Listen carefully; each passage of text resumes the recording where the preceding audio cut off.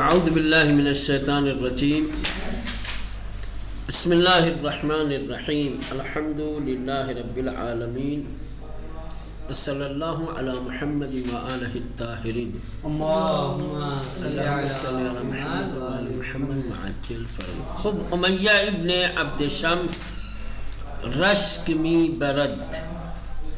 خب امیہ جو عبد شمس کے بیٹے ہیں یہ کس طریقے سے رشک و حسد میں گرفتار ہوتے ہیں، کس طریقے سے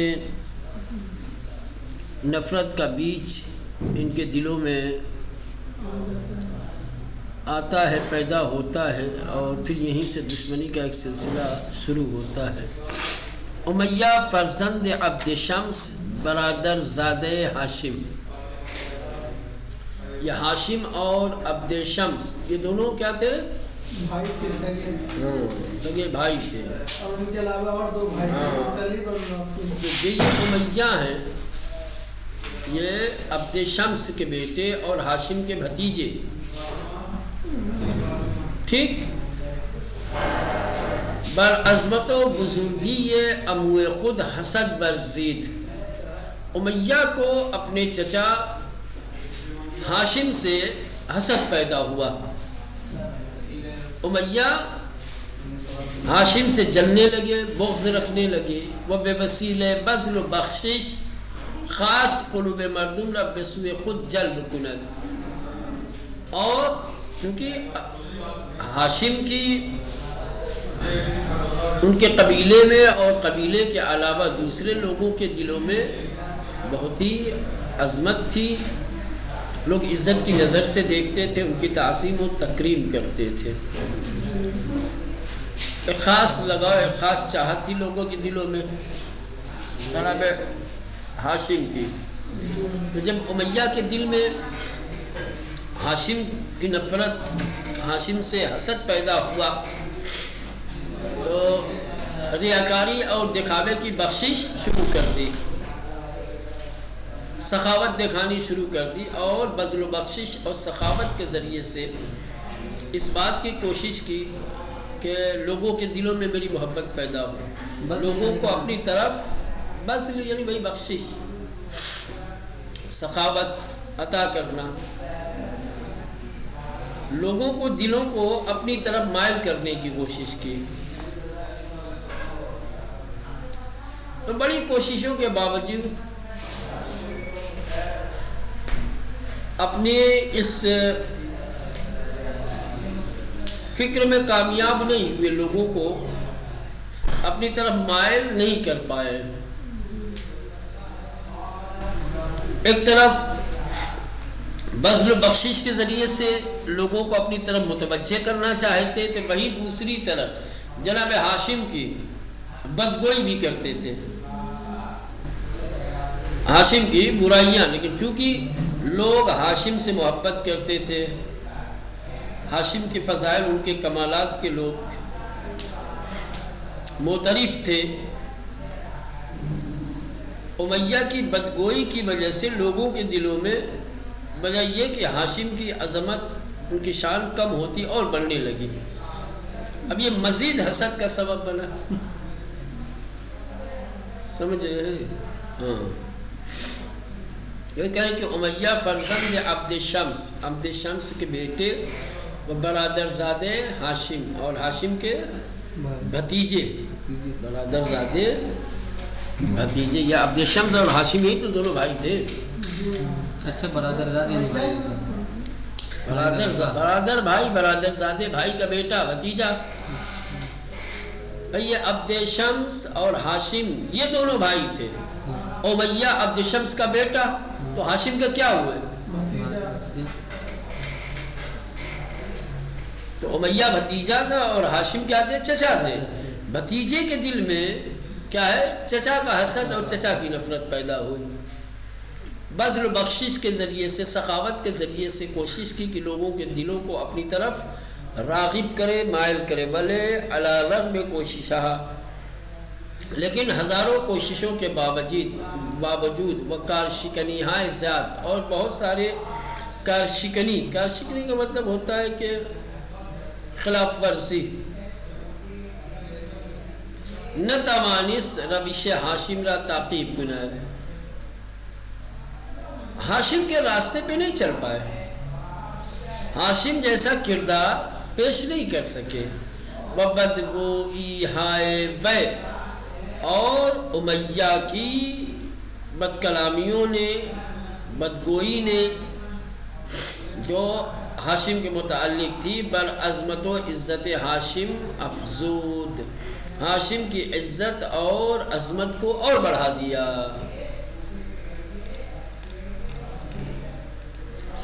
آتش حسد در درون امیہ زبانیں می کشید، کہہ رہے ہیں کہ امیہ کے دل میں حسد کی آگ اب شعلہ ہو گئی، بھڑکنے لگی۔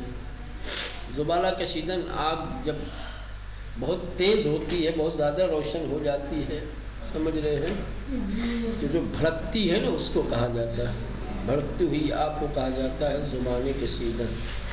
آتش حسد در درون امیہ، امیہ کے اندر حسد کی آگ زبانیں میں کشید، بھڑکنے لگی۔ سر انجام امور خود را وادار کر تا پیش بازی از دانایان عرب کاہن بیروند بہر کدام مورد تحسین او قرار گرفت، زمام امور را به دست بگیرد۔ امیہ نے ایک بات رکھی جناب ہاشم کے سامنے، کہا کہ ہم لوگ چلتے ہیں ایسے شخص کے پاس کہ جو عرب کا پڑھا لکھا عقل مند انسان ہے یا کاہن، ٹھیک، وہ ہم دونوں کے درمیان فیصلہ کرے گا، ہم دونوں میں سے جس کی تعریف و تحسین کرے گا، جس کو لائق اور قابل بتائے گا، وہ کیا ہے، لوگوں کے امور کا وہ ذمہ دار ہوگا، وہ رئیس ہوگا، وہ سردار ہوگا، اور جس کی تعریف نہیں کرے گا وہ نہیں ہوگا، کیونکہ ہاشم تو تھے ہی پہلے سے رئیس، لوگوں کے امور کے ذمہ اور رئیس تو تھے ہی۔ بنو امیہ ہاشم کی جگہ لینا چاہتے تھے، بنو امیہ چاہتا تھا کہ وہ ہاشم کی جگہ، ان کا مقام، ان کا منصب حاصل کرے، اسی کے لیے سب کچھ کر رہا تھا۔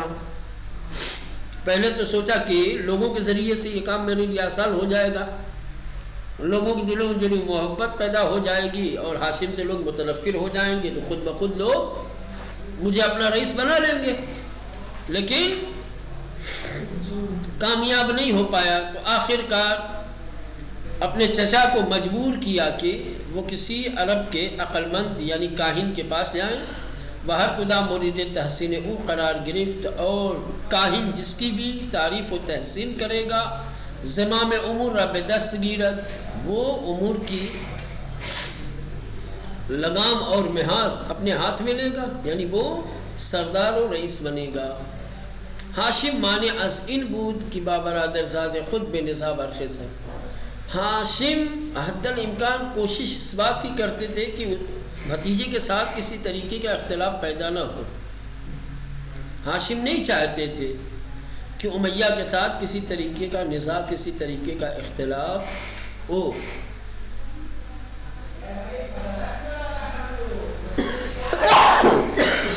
لہذا ہاشم تیار نہیں ہوئے، ہمارے اصرار امیہ میرا مجبور کر، لیکن امیہ کا اصرار کیا ہے، بڑھتا گیا، یہاں تک کہ جناب ہاشم کو مجبور ہونا پڑا۔ لیکن ہاشم نے امیہ کی اس بات کو دو شرطوں کے ساتھ قبول کیا، مانا، کہا دو شرطیں ہیں میری، ان دو شرطوں کے ساتھ میں چلوں گا کسی کاہن کے پاس جیسا تم کہہ رہے ہو۔ اول ہر قدم از ان دو نفر کی محکوم شود، صد شتر سیاہ چشم در روزهای قربانی کنند، اگر جو بھی محکوم ہوگا یعنی جو ہارے گا، جس کی تعریف و تحسین نہیں ہوگی، جو شکست کھائے گا، وہ 100 ایسے اونٹ کہ جن کی آنکھیں سیاہ ہو حج کے موقع پہ قربانی کرے گا اور حاجیوں کو کھلائے گا۔ پہلی بات چلیں گے کاہن کے پاس، عقل مند کے پاس، وہ جس کو ریجیکٹ کر دے گا، جس کو نکار دے گا، پھر اسے حج کے موقع پہ 100 کالی آنکھوں والے اونٹ قربان کرنے پڑیں گے۔ دوسری شخص سے محکوم باید 10 سال از مکے بیرون بے رود۔ جو ریجیکٹ کیا جائے گا، جو نکارا جائے گا، جو محکوم ہوگا، 10 سال کے لیے اسے مکہ چھوڑنا پڑے گا۔ وہ 10 سال مکے میں نہیں رہے گا، مکے سے باہر اس کو جانا پڑے گا۔ کہا اگر میری یہ 2 شرطیں منظور ہیں تو چلو میں چلتا ہوں کاہن کے پاس۔ اب اتفاق سے امیہ نے بھی ہاشم کی ان دونوں شرطوں کو قبول کر لیا، دونوں گئے کاہن کے پاس۔ کاہن کی جیسے ہی نظر پڑی ہے جناب ہاشم کے اوپر، اتنے خوبرو تھے اور وجاہت اور بزرگی اور سرداری ان کے چہرے سے ظاہر ہوتی تھی۔ کاہن نے دیکھتے ہی جناب ہاشم کی مدح سرائی شروع کر دی، قصیدہ پڑھنا شروع کر دیا۔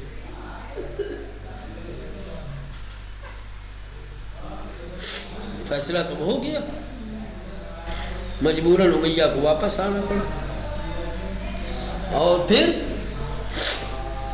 وعدے کے مطابق، شرطوں کے مطابق 10 سال کے لیے امیہ مکے سے نکل کر کے شام چلے گئے، وہاں گزارے۔ بڑی اچھی چیز ہے۔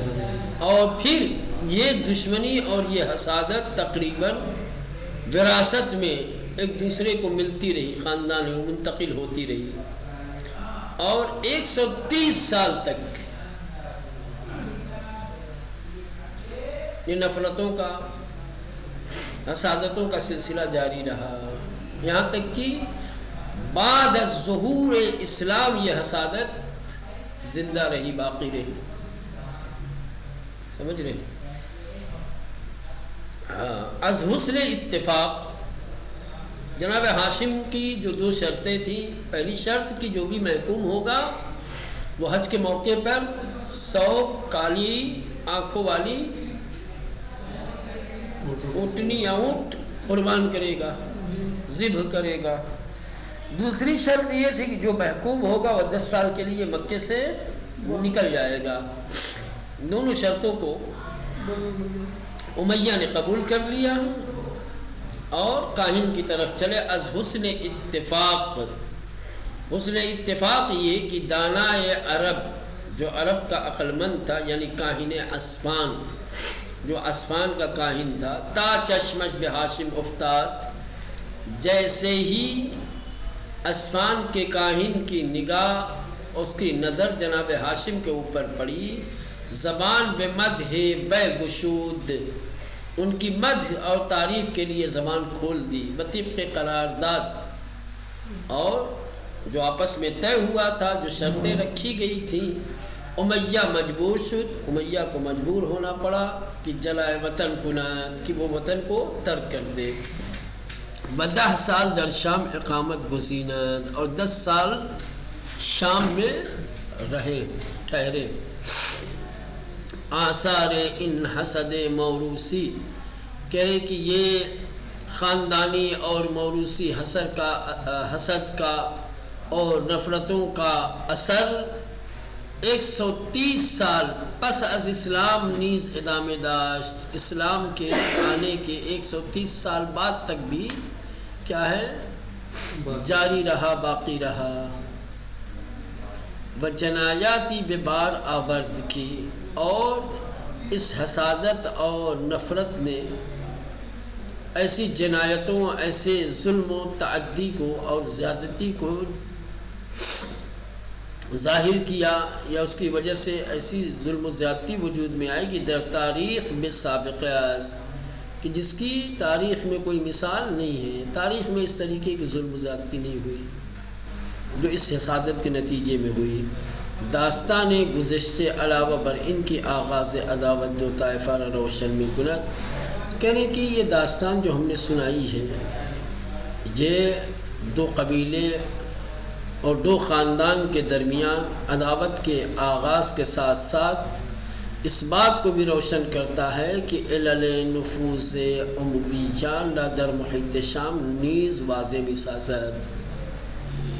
بنو امیہ کا شام پر قبضہ کیوں ہے اس کو بھی روشن کر دیتا ہے، کیونکہ بنو ہاشم کو دور دور تک پتہ ہی نہیں تھا شام میں، لیکن امیہ 10 سال کے لیے جب مکہ چھوڑ کر کے شام پہ گئے، ظاہر سی بات ہے 10 سال جب کوئی کسی جگہ پہ رہے گا، جان پہچان بڑھے گی، روابط بڑھیں گے، نفوذ بڑھے گا، قدرت بڑھے گی. امویوں کا محیط شام پر جو قبضہ ہے، جو ان کا نفوذ ہے، اس کے علل و اسباب کو بھی یہ داستان واضح کرتی ہے. وہ معلوم می شود کی روابط کہنے امویان با اہالی ان مرزبون، اور اس سے معلوم ہوتا ہے کہ امویوں کا جو ایک پرانا رابطہ، ایک پرانا رشتہ اس سرزمین کے لوگوں کے ساتھ ہے، مقدمات حکومت امویان در ان مناطق فراہم ساختے ہیں. اسی نے امویوں کے لیے یا بنو امیہ کے لیے شام میں حکومت کا زمینہ فراہم کیا ہے. سمجھ رہے ہیں؟ اگر شام والوں کے ساتھ بنو امیہ کے پرانے رشتے، رابطے، تعلقات نہ ہوتے تو شام میں بنو امیہ کی حکومت اور ان کا اقتدار نہ ہوتا. اسی رابطے نے ان کے لیے حکومت کے زمینے فراہم کیے ہیں، راستے ہموار کیے ہیں کہ یہ لوگ برسر اقتدار آئیں اور حاکم بنے. سمجھ رہے ہیں؟ چلے اب اس کے بعد ہاشم ازدواج بھی کنت.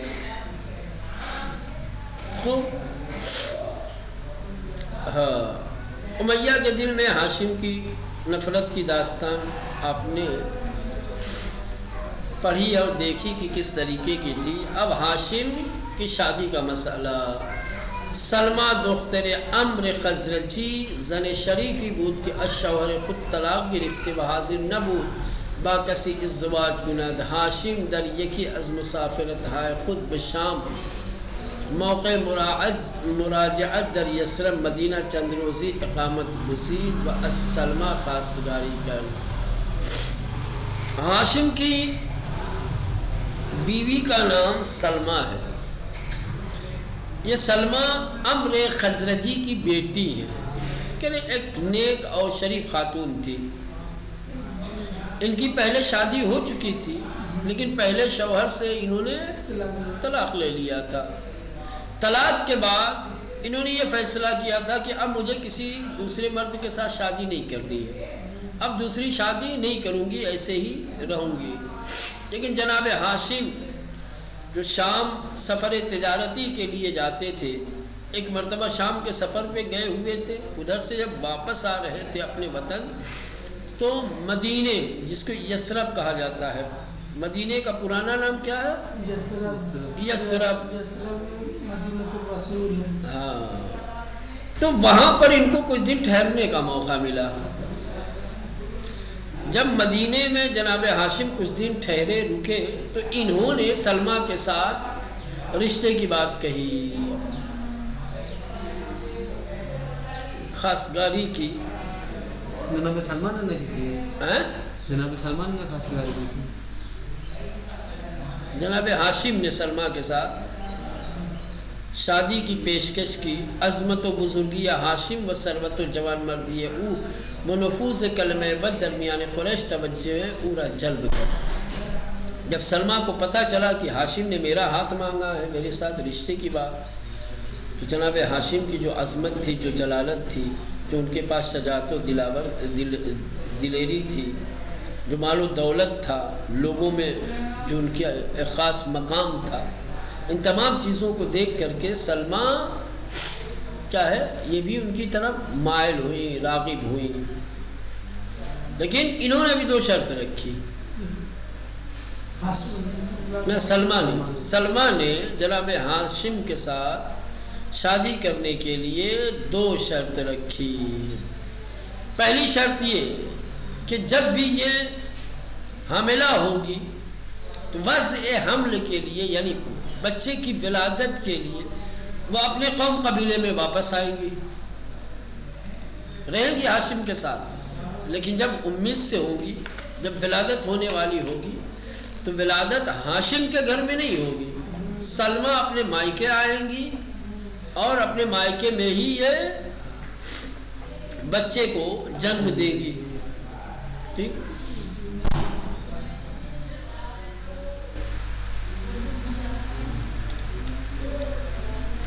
اب یہ جو شرط رکھی، ایک ہی شرط ابھی دیا ہے کیا؟ دوسری شرط کیا ہے؟ دوسری نیچے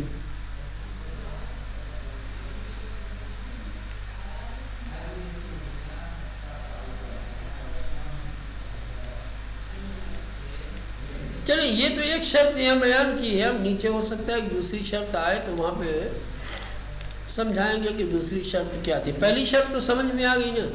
چلیں، بہر صورت ایک شرط سلمہ کی یہ تھی کہ ولادت کے وقت وہ اپنے قبیلے میں چلی جائیں گی، اپنے گھر چلی جائیں گی، وہیں بچے کی ولادت ہوگی. جناب ہاشم نے سلمہ کی شرطوں کو قبول کیا اور شرائط کے مطابق شادی ودی ہو گئی. کچھ دنوں تک سلمہ ہاشم کے ساتھ مکے میں مقیم رہی اور پھر امید سے بھی ہو گئی. حمل ظاہر ہوا تو وہ شرط کے مطابق، قول و قرار کے مطابق بچے کی ولادت کے لیے انہوں نے کیا کیا؟ یثرب کا رخ کیا، مدینے کا رخ کیا. ودر آنجا پسری آبرد کی اورا شیبہ نام نہادند، اور مدینے میں سلمہ کے بطن سے، شکم سے ایک بچہ پیدا ہوا جس کا نام شیبہ رکھا گیا. ٹھیک. کہ بعدہا بنام عبد المطلب مشہور شد، کہ جنہیں بعد میں عبد المطلب سے شہرت ملی. یہ جو شیبہ ہیں یہ جناب پہلے ولادت کے بعد نام شیبہ رکھا گیا تھا، لیکن بعد میں عبد المطلب کے نام سے مشہور ہو گئے. بِعِلَّتِ إِن لَقَبْ لَا تاریخ نویسان 94 نویسان. سوال یہ ہے کہ کیوں آخر شیبہ کو عبد المطلب کہا گیا؟ وجہ کیا ہے اس لقب کی؟ تو یہ اب یہاں سے کہہ رہے ہیں کہ وقتی ہاشم احساس کر کے آخرین دقائق عمر خضرہ میں گزرانت بے برادر خود مطلب چنین گفت برادر ادرک عبدک شیبہ، یعنی غلام خود شیبہ را دریاب چون ہاشم پدرے شیبہ فرزند خود را غلام مطلب خواندے بود، از این جہت وی با نام عبد المطلب اشتہار یافت. شیبہ کو، ہاشم کے بیٹے شیبہ کو عبد المطلب کے لقب سے شہرت اس لیے ملی کہ جب جناب ہاشم کی زندگی کے آخری ایام آئے، جب وہ دنیا سے گزرنے لگے تو ان کے جو بھائی تھے مطلب، ٹھیک، انہوں نے اپنے بھائی مطلب سے اپنے بیٹے شیبہ کے بارے میں سفارش کی، تاکید کی، وصیت کی کہ ادرک عبدک شیبہ، کہ اے میرے بھائی تم اپنے غلام شیبہ کی کفالت کرنا، سرپرستی کرنا، حفاظت کرنا، اس کی دیکھ ریکھ کرنا. سمجھ رہے؟ تو چونکہ جناب ہاشم نے اپنے بیٹے شیبہ کو کیا ہے مطلب کا عبد قرار دیا تھا، اس کے بعد سے لوگ شیبہ کو عبد المطلب کہنے لگے. سمجھ میں آئے بات؟ عبد المطلب کو عبد المطلب کیوں کہا جاتا ہے؟ وجہ تسمیہ کیا ہے؟ کیوں آخر یہ لقب دیا گیا؟ عبد المطلب کا نام تو شیبہ تھا، تو پھر عبد المطلب کیوں کہا گیا؟ اس کی وجہ یہی تھی کہ جب ہاشم نے یہ احساس کیا کہ اب ان کی عمر کے، ان کی زندگی کے آخری ایام ہیں، اپنے بھائی مطلب سے کہا ادرک عبدک شیبہ، یعنی اپنے غلام شیبہ کو. ہاں کیا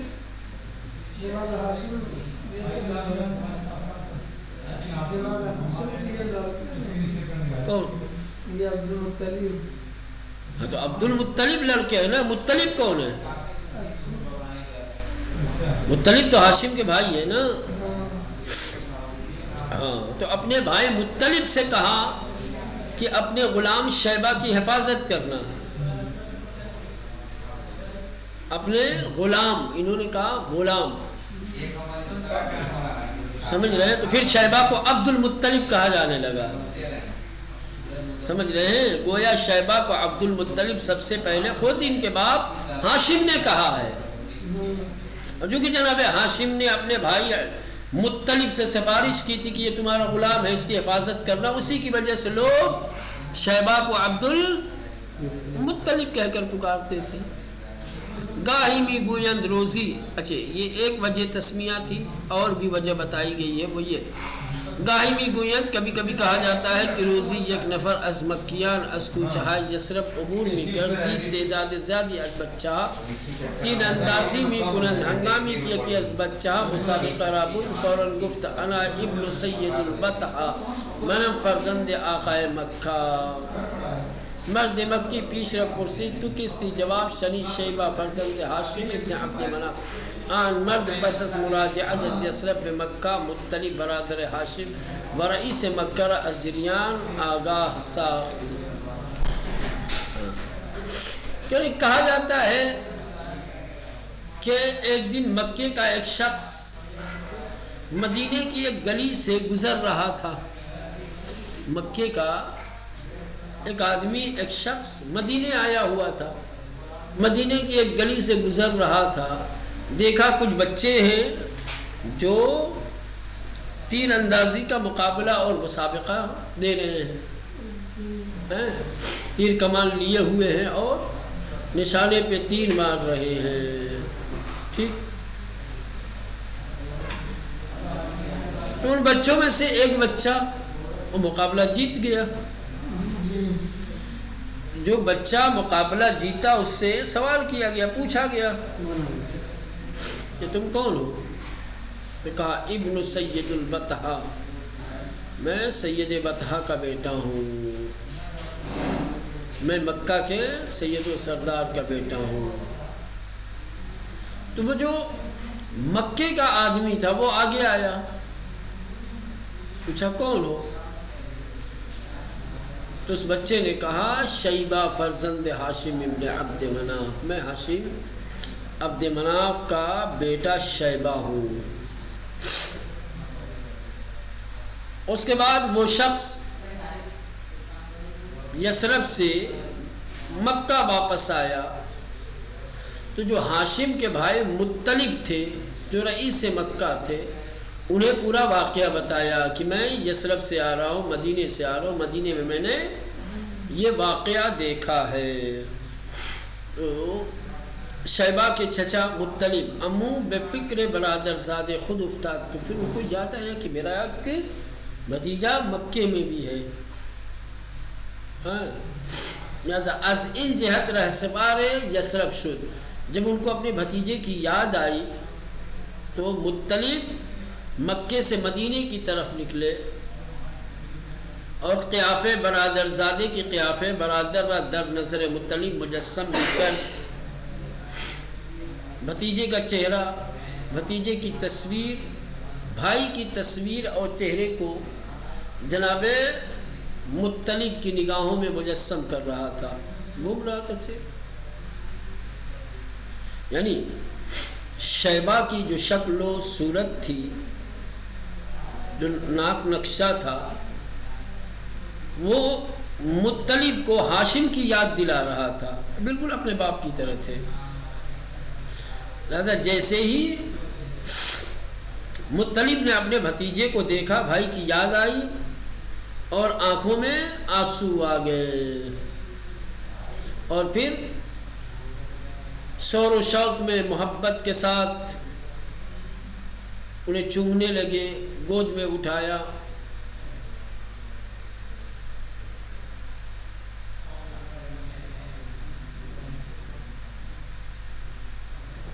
اور پھر اپنے ساتھ مدینے سے مکہ لانے کی کوشش کی.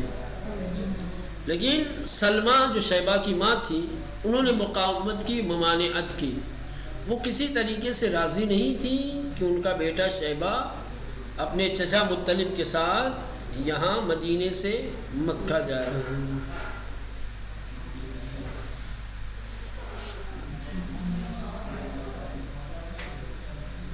اور ادھر جناب مطلب یہ بھی مصمم تھے، یہ بھی پائیداری کے ساتھ، استحکام کے ساتھ اپنے ارادے پہ قائم رہے، کھڑے رہے کہ میں اپنے بھتیجے کو اپنے ساتھ لے کر ہی جاؤں گا. آخر کار مطلب اپنے آرزو اور اپنی امید میں کامیاب ہوئے. پھر کسی طریقے سے شیبہ کی ماں سلمہ بھی کیا ہے راضی ہو گئے، انہوں نے بھی اجازت دی. اور پھر جب شیبہ کو ماں سے اجازت مل گئی تو بہتر کہ اسب خود سوار کر وہ عازم مکہ گردید. ٹھیک.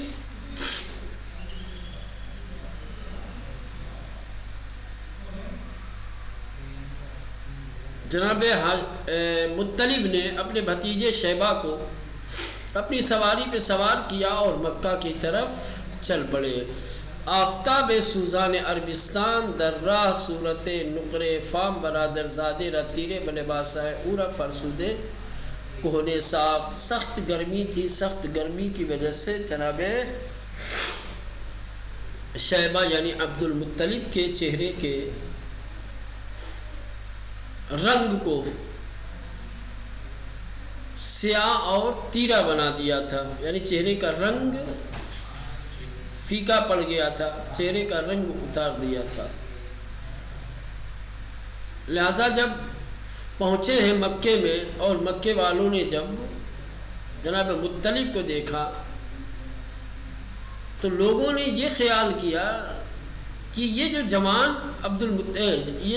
مطلب کے ساتھ ہے، چونکہ یہ لوگ جانتے نہیں تھے کہ مطلب کسے لے کر کے آئے ہیں. وہ پورے سفر کی تھکان اور دھوپ کی شدت کی وجہ سے چہرے کے رنگ کا اتر جانا، یعنی حالت اور کیفیت شیبہ کی ایسے ہو گئی تھی جیسے غلام کی ہو جائے. لہذا جب مطلب شیبہ کو لے کر کے مکے میں داخل ہوئے ہیں اور مکے والوں نے جب دیکھا اس نوجوان کو تو لوگوں نے یہ خیال کیا کہ یہ مطلب کا غلام ہے، اور پھر ایک دوسرے سے کہنے لگے کہ یہ عبد المطلب ہے، مطلب کا غلام ہے. لوگ ایک دوسرے سے کہنے لگے غلام مطلب ہے، غلام مطلب ہے، باوجود کہ خود مطلب مکرر اور بار بار لوگوں سے یہ کہتے رہے کہ نہ میں یہ میرا غلام نہیں ہے، یہ میرا بھتیجا ہے. لیکن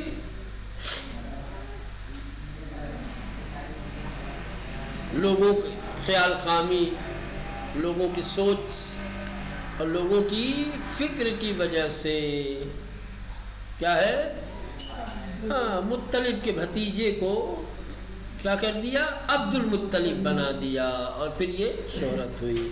تو یہ دو وجہ تسمیہ، دو وجہ بیان کی گئی ہیں. ٹھیک ہے. دوسری والی شرط یہی تھی کہ